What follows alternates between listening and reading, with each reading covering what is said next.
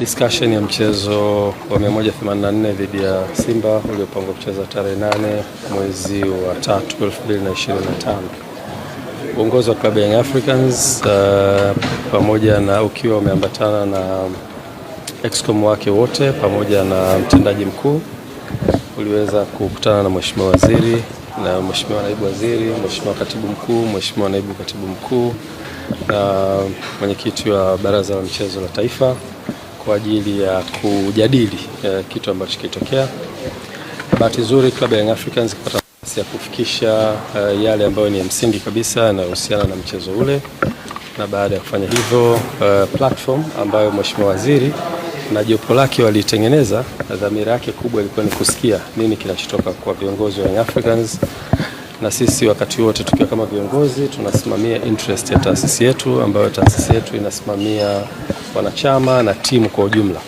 Kwa hiyo tulikwenda kufikisha ujumbe wetu unaohusiana na position yetu kama taasisi, lakini pia Mheshimiwa Waziri na timu yake wakatusikiliza kwa kirefu, wakapata nafasi ya kuuliza maswali, kutaka kujua, na tuliweza kufikisha ujumbe wetu vizuri.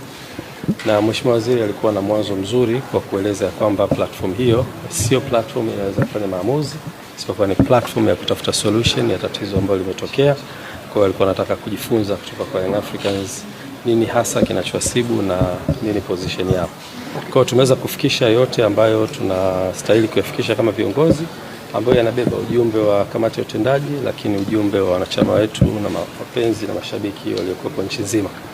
Ujumbe huo umefika, Mheshimiwa Waziri na timu yake umepokea, tumewaachia wafanye kazi na tumekubaliana tutakuwa na vikao vingine endelevu kwa ajili ya kutafuta solution ya jambo hili.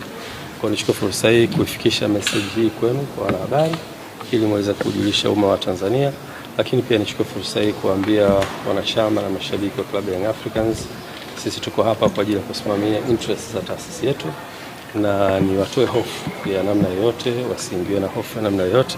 Viongozi wao ni viongozi imara na wako hapa kwa ajili ya kusimamia interest za taasisi.